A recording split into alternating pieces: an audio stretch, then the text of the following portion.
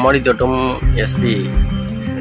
நம்ம திராட்சை தோட்டத்தில் ஆல்ரெடி வந்து பிஞ்சு வந்தது போட்டிருக்கோம். இப்போ பழுக்கிற ஸ்டேஜில் எல்லாமே இருக்குது.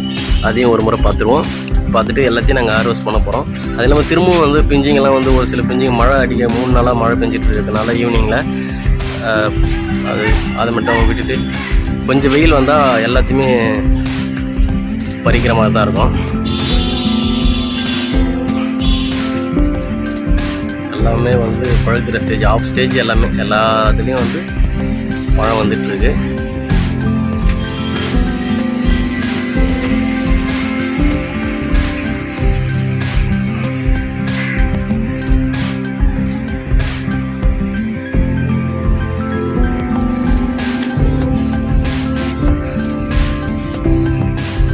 நிறைய திராட்சை தாட்டி போன முறையோட வந்து ஒன்று முறை வந்து ஹார்வெஸ்ட் பண்ணுறதுக்கு நிறைய ஏகப்பட்ட திராட்சை இருக்குது.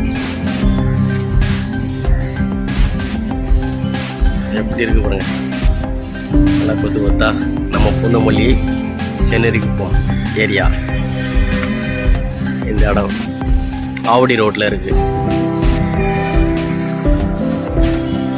நாங்கள் வந்து மாடியில் இந்த திராட்சை கொடியை வச்சுருக்கோம். தரையிலேருந்து தான் மேலே வருது. கிட்டத்தட்ட வந்து ஒரு எத்தனை அடினா 15 அடிக்கு மேலே வந்து தான் இது காய்க்குது. தரையில் தான் இருக்குது ஆக்சுவலாக கொடி. இது எப்படி இருக்கு பாருங்க,